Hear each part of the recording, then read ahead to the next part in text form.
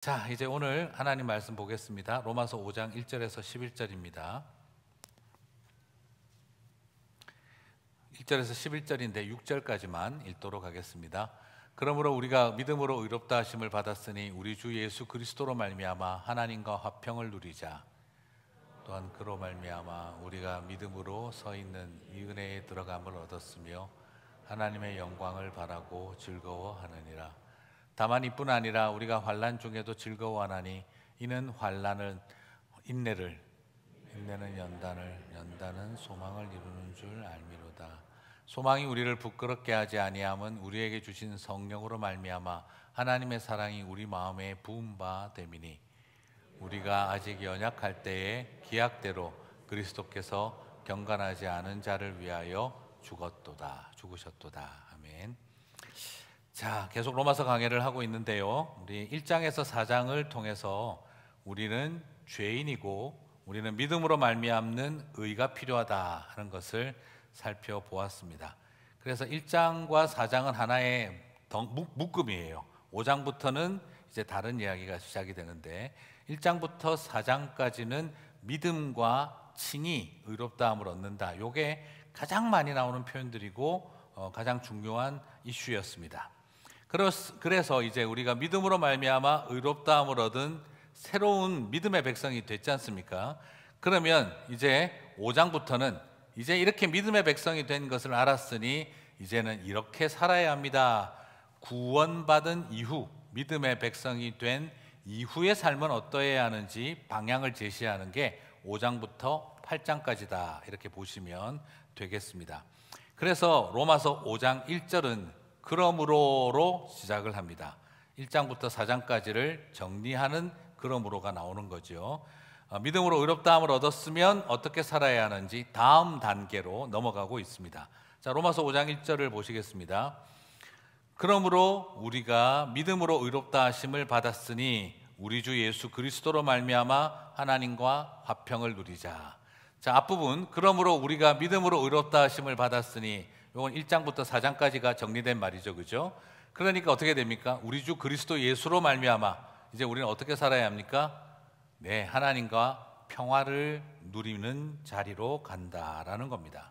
구조가 보이실 겁니다. 믿음으로 의롭다 하심을 받았으니 평화를 누리자. 그리고 로마서 5장 1절은 로마서 5장 11절이 샌드위치처럼 앞뒤로 똑같습니다. 제역개정은 요건 조금 번역이 뉘앙스가 안 살아나서 표준세 번역으로 한번 보겠는데요. 같이 읽어보겠습니다. 비교하면서 한번 보시겠습니다. 우리 주 예수 그리스도로 말미암아 하나님과 화평을 누리자. 5장 1절은 그렇게 했고 5장 11절은 우리는 지금 그로 말미암아 하나님과 화해를 하게 된 것입니다 라고 되어 있습니다. 자, 구조가 똑같죠, 그죠? 구조가 똑같습니다. 단지 차이는 5장 1절은 평화를 누리자라고 되어 있던 것이 5장 11절은 화해, reconciliation을 사용을 하고 있는 것을 보게 되어집니다. 이처럼 믿음은 본질적으로 결국 화평과 화목으로 그리고 우리로 하여금 평화와 화해의 삶으로 저와 여러분을 이끌어 간다는 거죠. 그래서 믿음의 백성이 되었으면 그 다음 당연히 따라와야 할 삶이 뭐라는 거죠? 예, 평화를 이루고 화목과 화해를 일구어가는 삶을 살게 된다라는 겁니다. 평화의 여정이고 화해의 여정을 가게 되어진다는 것이죠. 자, 그러면 이 화평과 화목은 두 가지 성격을 갖는데 첫 번째는 당연히 하나님과 화평하고 하나님과 화목하는 길을 가야 하는 겁니다. 이 말은 우리가 하나님과 적대 관계에 있었던 적이 있다는 거예요. 이건 하나의 일종의 반어적인 표현인데 하나님과 싸우고 있고 하나님과 대적하고 있고 하나님을 향해 역적 모의를 일으켰다라는 이야기입니다. 바로 죄의 시작이 그거였죠. 죄가 어떻게 시작되었습니까? 네, 아담과 하와가 내가 하나님처럼 되겠다라고 들기 시작을 했던 거죠. 반역을 했습니다. 그래서 하나님이 우리를 믿어주셨고 하나님이 우리를 신뢰해 주셨는데 아담과 하와를 향한 믿음과 신뢰를 아담과 하와가 부셔버렸습니다. 자, 그리고 난 다음에 어떤 일이 일어나죠? 하나님과 우리 사이가 깨어지고 나니까 남자와 여자 사이에 평화가 깨어지죠. 슈러블 헬퍼, 돕는 배필로 존재했으나 나중에 어떻게 됩니까? 남편이 너를 다스릴지니라. 이 하이라르키가 만들어지고 지배와 피지배라고 하는 억압 구조가 생기죠. 너는 남편을 사모할 것이나, 여기서 남편을 사모한다는 것이 사랑한다는 말이 아니라고 제가 말씀을 드렸죠. 죄 짓고 사랑하게 되면 죄 잘 지은 건가요? 아담과 하와는 그 전에 애정 없는 결혼 생활하다가 죄 짓고 나서 하와가 남편을 사랑하게 됐다? 그럼 잘 지은 죄가 되는 거죠. 중매 결혼의 폐해인가요? 아닙니다. 이런 이야기로 접근할 필요가 없어요. 여기서 사모한다는 말은요, 연모한다, 사랑한다 이런 말이 아니라 내가 남편을 지배할 욕망을 갖는다. 정확하게 하면 desire이라고 번역이 되어 있는데, 그것은 사모가 아니라 지배 욕구를 갖는다. 무슨 말이죠? 내 이 인간을 그냥, 그런데 남편한테 지고 사는 거죠. 옛날에는 머슬 파워가 더 중요했으니까요. 그래서 여성들도 그런 겁니다. 내가 돈만 있어봐라 인간아, 막 이 생각을 하면서 살게 되는 거죠. 그게 너는 남편을 지배할 욕망을 가질 것이나 남편이 너를 지배하리라의 구조가 만들어지게 된 겁니다. 하나님과의 화평이 깨어지고 나니까 모든 종류의 디스크리미네이션, 차별과 그리고 갈등 구조가 생기기 시작을 한 거죠. 하나님과의 평화가 깨어지고 나니까 인간관계 속에 모든 평화가 깨어지게 된 거죠. 그러므로 제일 먼저 죄가 회복된다는 것은 바로 하나님과 깨어진 평화를 회복하고 하나님과 화목을 누리는 일이 일어나게 되는 것, 이것이 믿음으로 구원받고 나면 에덴의 회복이 일어나는 것과 같습니다. 사랑하는 성도 여러분, 그러면 당연히 이건 뭐로 또 이어지겠습니까? 사람과의 평화로 이어지게 되겠죠. 자, 여러분, 그래서 먼저 부탁드리고 싶어요. 제발 하나님하고 좀 싸우지 말아야 합니다. 싸우지 마세요. 왜 그렇게 끝까지 하나님하고 싸우려고 하시느냐는 거죠. 믿음을 가졌는데도 여전히 나는 아직도 오케이, 주일은 하나님 거, 교회 가서는 하나님이 왕, 그러나 여기는 내 거다, 내 새끼는 내가 한다, 내 비즈니스는 내가 알아서 한다, 그리고 내 욕망, 내 자존심, 내 생각, 내 고집, 내 철학은 절대 못 내려놓습니다. 여기서만큼은 하나님도 나가셔야 된다라고 생각을 합니다. 그리고 그곳에서 내가 왕 노릇하고 싶어 하죠.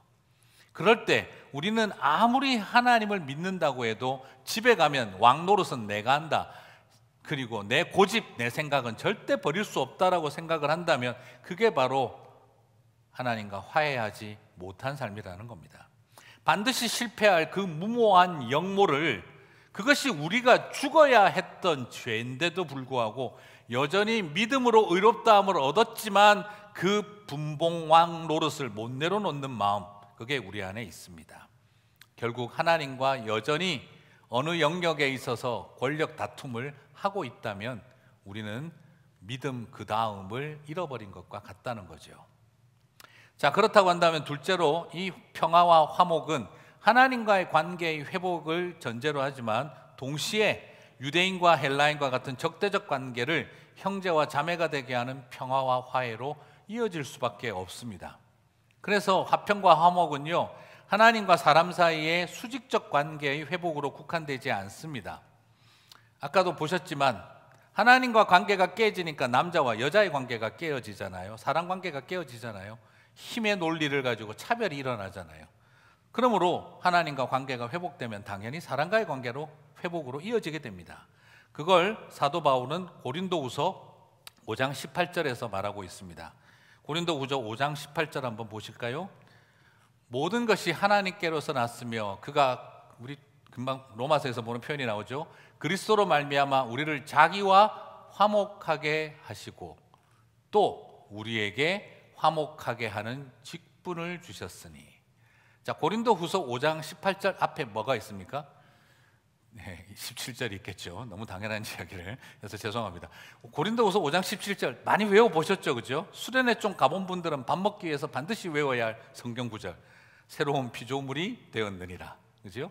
새로운 피조물이 되고 나서 바로 나오는 말이 뭡니까? 그리스도로 말미암아 하나님과 화목하게, 화해하게 되고, 그 다음 뭐죠?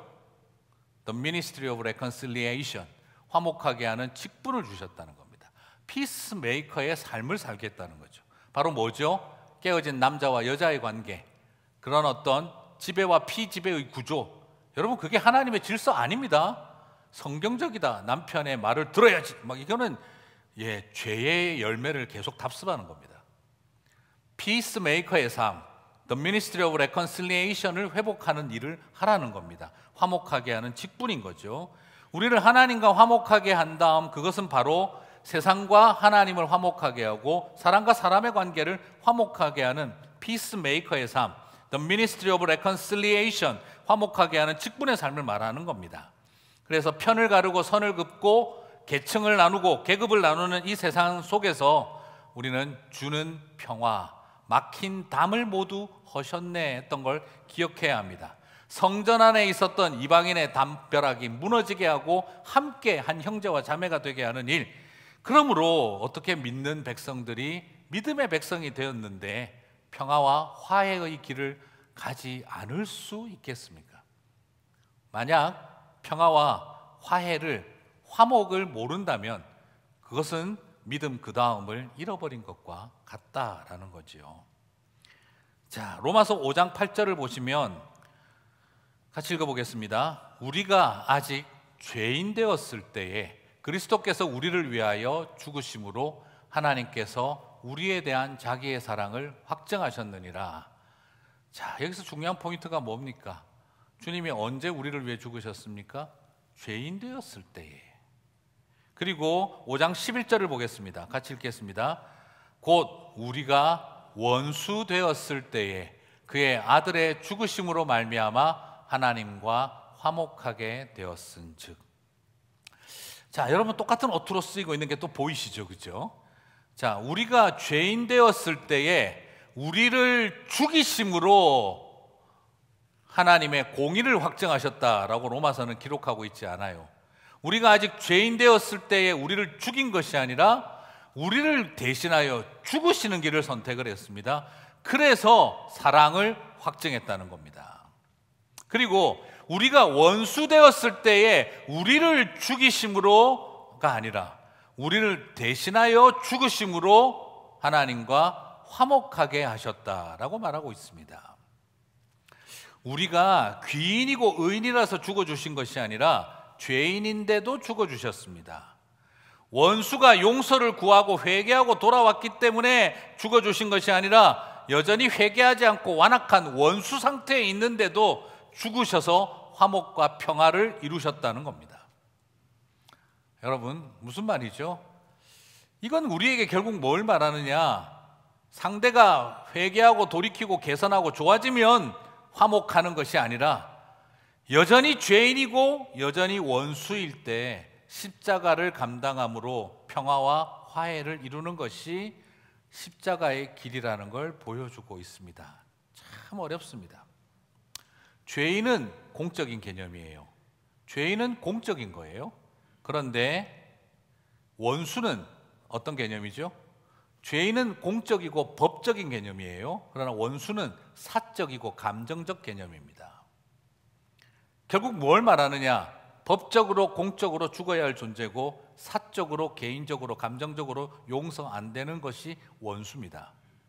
그런데 이런 모든 공적으로 사적으로 죽어야 했고 죽여야 했을 우리를 대신하여 죽으심으로 평화를 이루었다라는 겁니다. 그러면 이것을 우리에게 주는 메시지는 우리 또한 죄인이고 원수된 자를 향해 화목과 화평을 이루어야 한다라는 것이죠. 아유, 복음은 참 힘들죠. 네. 나만 구원해 준다 생각하면 좋은 건데 믿음으로 구원받고 나면 하나님과 화평하게만 잘 지내면 참 좋은데 이건 결국 우리를 세상과 화평을 전하는 The Ministry of Reconciliation으로 이끌기 때문에 힘듭니다. 그들이 회개하고 돌이킨 것이 선행되어야 하는 것이 아니라 우리의 사랑과 십자가의 은혜가 선행되어야 한다는 겁니다. 사람의 개선이 선행되어야 십자가 사랑이 나타나는 것이 아니라 십자가 사랑이 선행되는 곳에 화목이 일어난다라는 것이지요. 자, 그래서 로마서 5장 8절은 말했던 겁니다. 우리가 아직 죄인 되었을 때에 그리스도께서 우리를 위하여 죽으심으로 하나님께서 우리에 대한 자기의 사랑을 확증하셨느니라. 이것이 기독교의 사랑이다라는 겁니다. 기독교 신앙의 평화, 기독교 신앙의 사랑, 이게 다른 겁니다. 여러분, 예수님 시대 때, 그리고 사도 바울 시대 때 로마의 평화가 뭡니까? 가장 대표적인 로마의 평화가 무엇입니까? 예수님이 세상에 알 수도 없고 줄 수도 없는 평화를 준다고 했는데 그 평화가 뭡니까? 로마의 평화는 그 시대의 팍스 로마나의 평화입니다.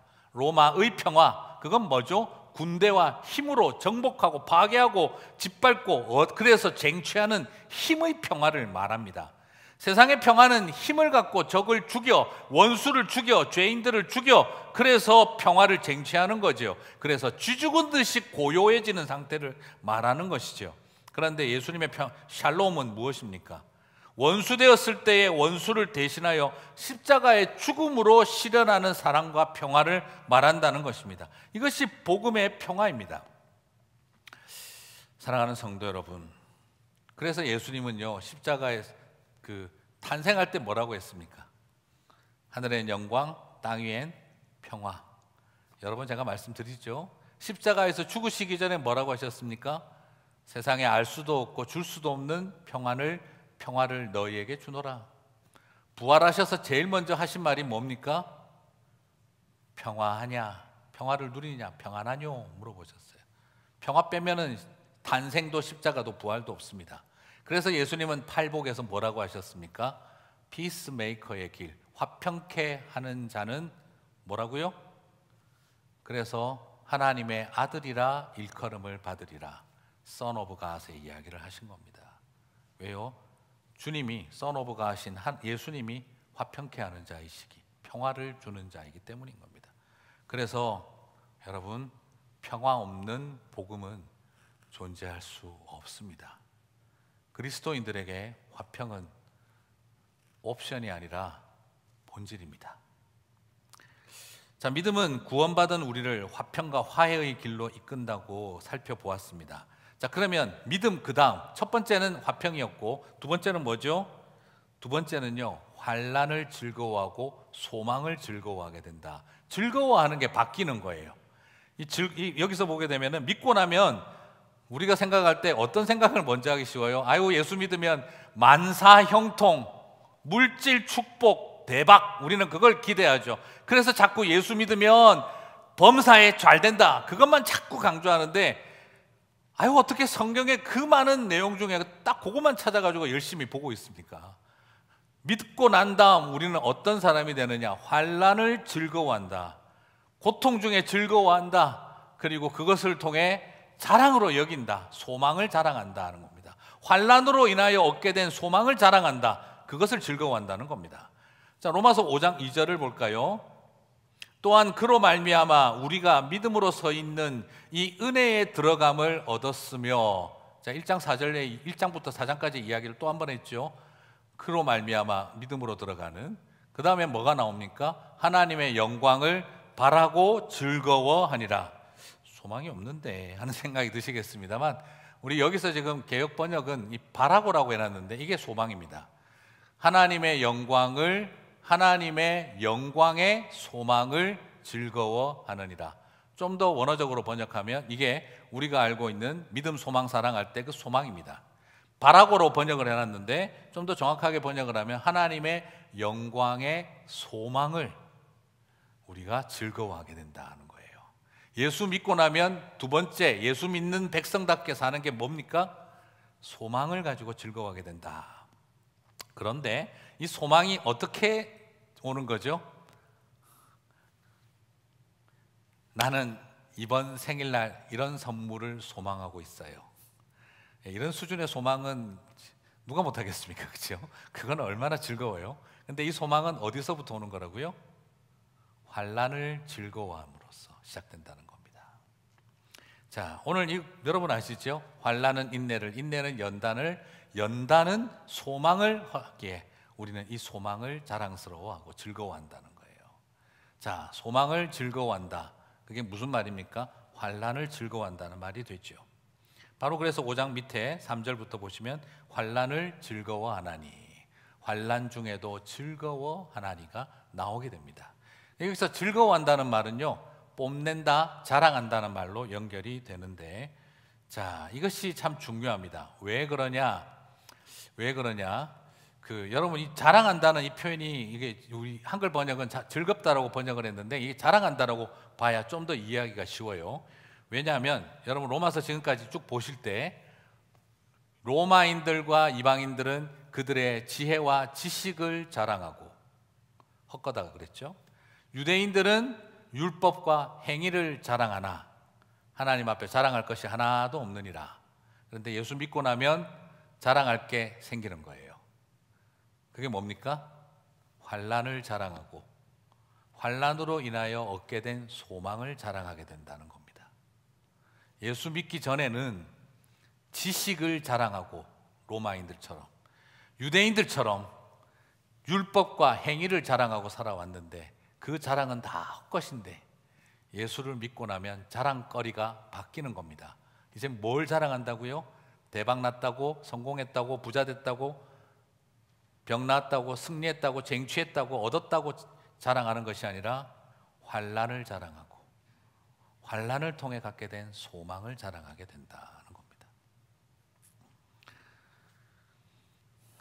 힘들어 죽겠는데 좀 대박나고 잘 된다 그런 거 이야기해 주면 되지 싶겠습니다만, 하나님의 백성들이 믿음을 갖고 나면 화평을 누리고 그리고 환난을 즐거워하고 소망을 자랑하게 된다. 이게 변화라는 겁니다. 여러분, 믿음은 여러분의 인생의 자랑거리를 바꾸어 놓는 줄 믿습니다. 이 환난이 뭡니까? 환난, 영어로 suffering이라고 하는 이 환난. 이 환난이라는 말은요, 두 가지 용례로 뜻을 아는데, 첫 번째는 포도틀에서 포도즙을 짜내듯이 피와 땀과 눈물을 짜낸다라는 사전적 의미를 갖고 있습니다. 포도틀에서 포도즙을 짜내듯이 발로 밟고 으깨고 터지고 쥐어 짜내는 걸 말하는 거죠. 이걸 환난이라는 거예요. 아이고, 예, 환난이라는 단어, 그래서 이렇게 정리합니다. 고통이라는 말의 극대화. 그래서 환난은 고통의 극대화다라는 거죠. 그런데 환난은요, 고통의 극대화로 끝나지 않습니다. 그러면 얼마나 좋겠습니까? 고통의 극대화, 무지 센 고통. 그런데 환난의 두 번째 의미는요, 고통의 집요함입니다. 지속성입니다. 여러분, 무슨 말입니까? 한순간 지나가는 폭풍처럼, 번쩍거리는 번개처럼 빠방 하고 지나가 버리는 극대화된 고통이 짧으면 누가 그거 못 견디겠습니까? 그런데 환난의 어려움은 뭐냐? 집요하고 질기고 길다라는 겁니다. 그래서 환난이라는 말은 그렇게 두 가지로 정리하는 겁니다. 고통의 극대화, 그 다음에 고통의 집요함이라고 정리를 하는 거죠. 그래서 그런지 모르겠어요. 고통의 집요함 때문에 그런지 헬라어로도 환난은 명사로 존재하지 않습니다. 명사로 존재하지 않고요, 명사형이기는 한데 명사는 아니죠. 동사가 명사형이 됩니다. 소위 말하는 동명사 ing식이에요.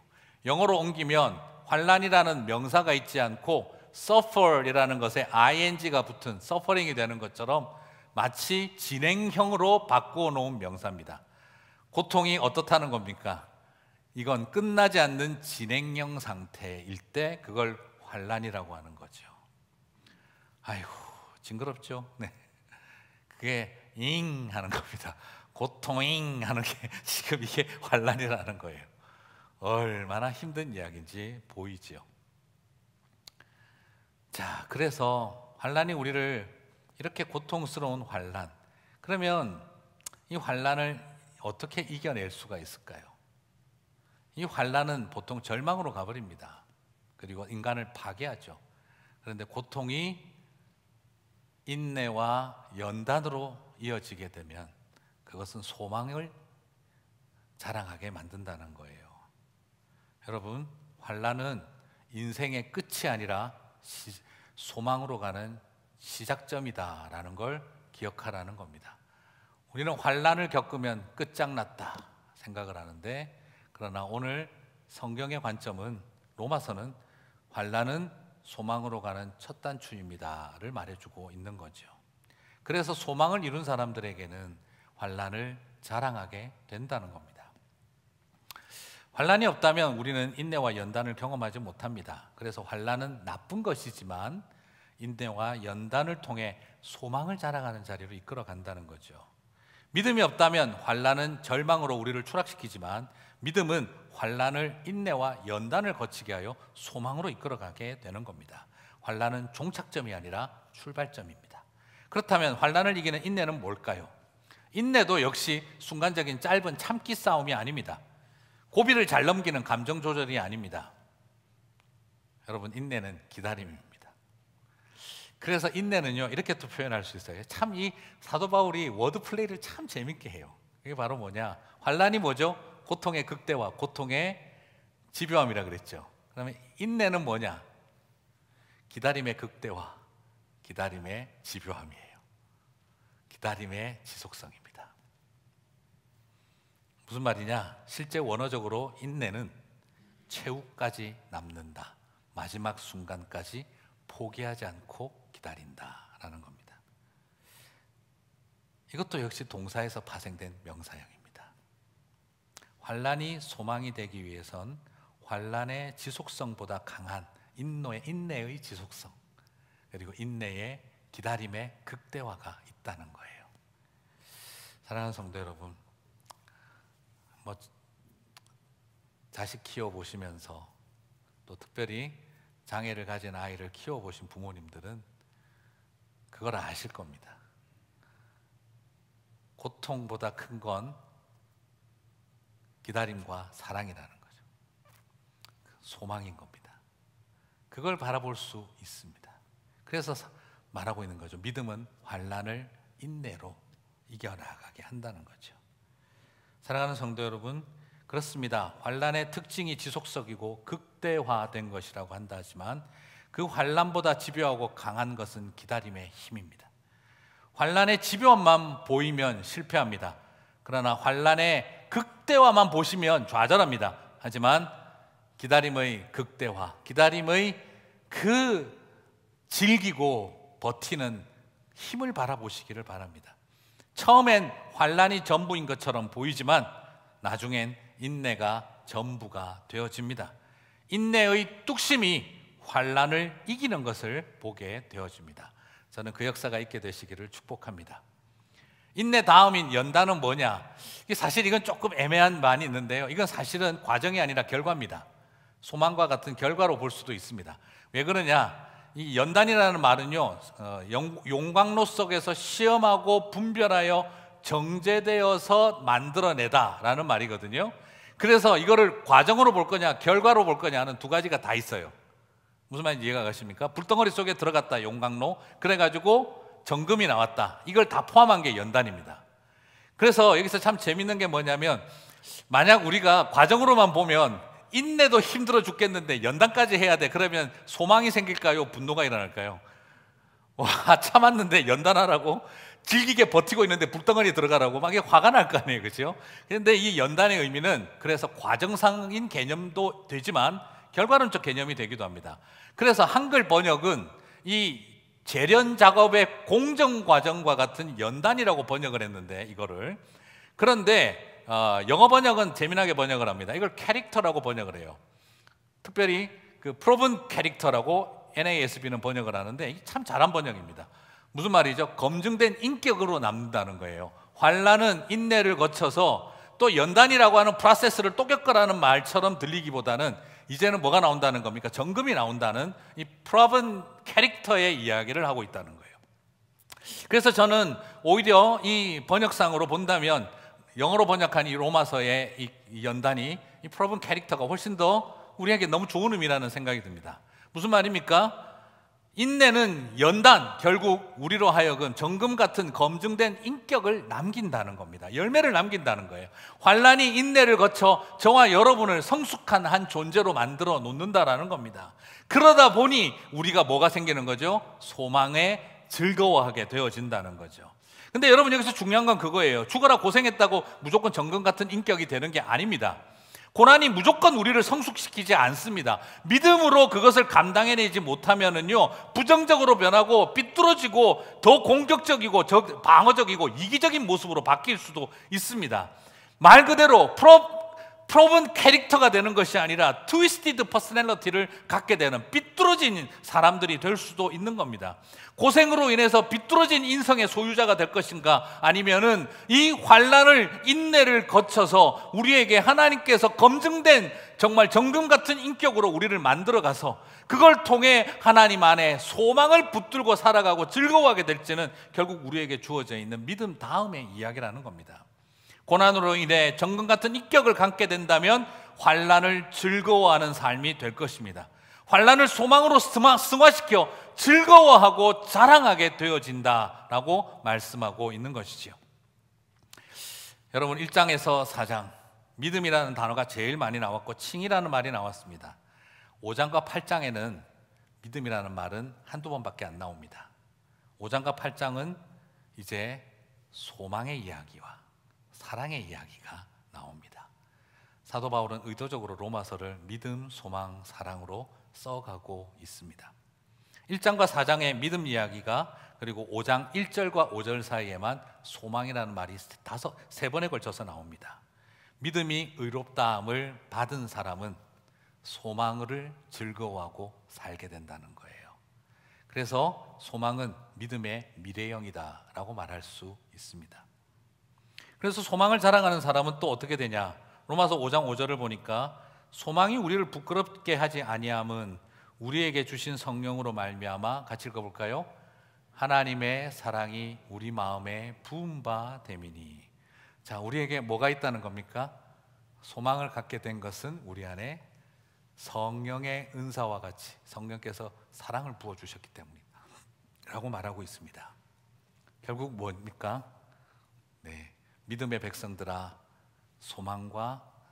소망을 즐거워하고 사랑으로 넘치는 백성이 되라고 이야기를 하는 거예요.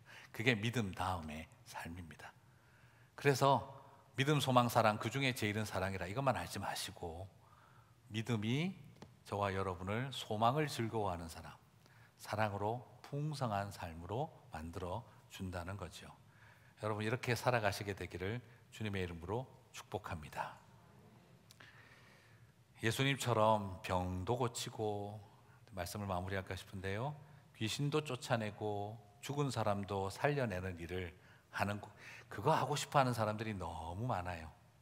그런데 예수님처럼 고통과 아픔을 같이 아파하고 우리를 위해 죽으시며 화목하게 하고 평화를 만드는 일을 왜 하지 못하는 걸까요?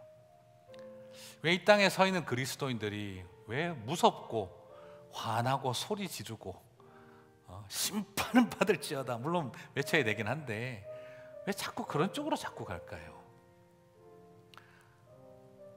죽여라 하는 소리는 세상이 하는 소리고, 우리는 아버지 저들을 용서하소서 하신 예수님의 소리를 따라가야 하는 게 우리의 일인데, 니네들이 회개하고 정신 차리고 돌이키면 우리가 받아준다 하는 것이 아니라 십자가를 통해 먼저 평화와 화목을 선언해야 하는데, 어느 틈에 우리 안에 이런 마음이 너무 강하지 않은가 두려운 마음이 있습니다. 오늘 저와 여러분의 마음속에 그 회복이 일어나게 되기를 주님의 이름으로 축복합니다. 여러분 기억하시죠? 용서라는 단어는 여러 가지 뜻을 가지고 있습니다. 용서가 뭘까?